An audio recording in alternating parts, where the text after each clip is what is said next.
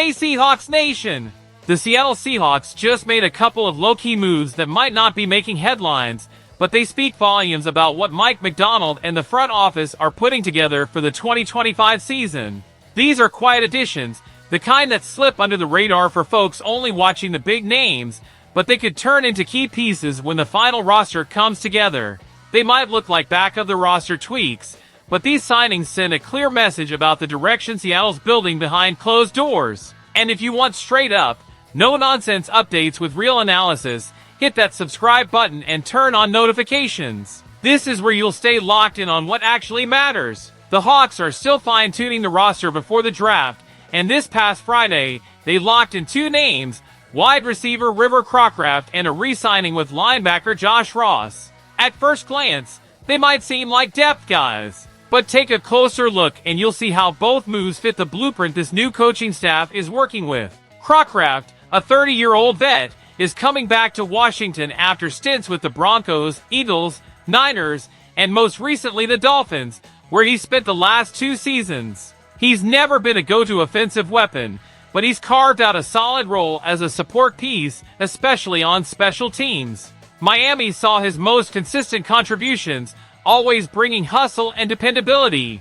His returnability and versatility make this a smart pickup, especially with the current need for depth at receiver.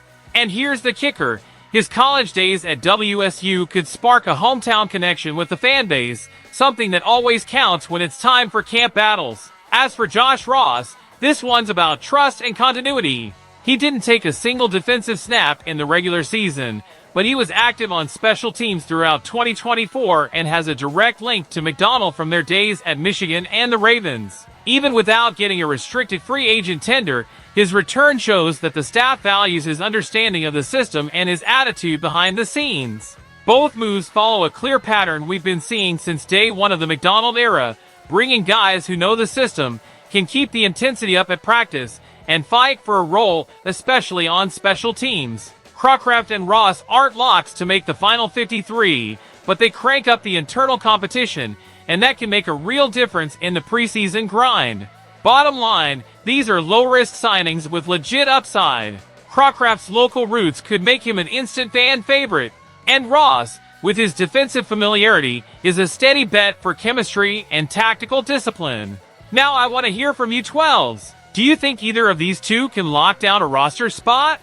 Or are they just here to push the competition in camp? Drop your thoughts in the comments. I'm all ears. And if you want to stay dialed into every move the Seahawks make, hit that subscribe, turn on the bell, and roll with us as we show the league what our fan base is all about. Go Hawks!